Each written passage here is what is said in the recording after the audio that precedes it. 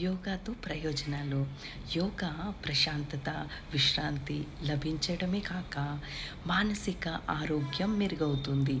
స్థిరమైన యోగాసనం వల్ల శరీరం అవయవాలకు, మనసుకు మధ్య సమానమైన మెరుగై ఏకాగ్రత పెరుగుతుంది. శరీరంలో నొప్పిలు తగ్గేటందుకు ప్రెగ్నెన్సీ యోగా ఉపయోగపడుతుంది. ప్రసవం అనంతరం యోగా ద్వారా మహిళలు త్వరగా మామూలు స్థితికి వచ్చేందుకు వీలుంటుంది.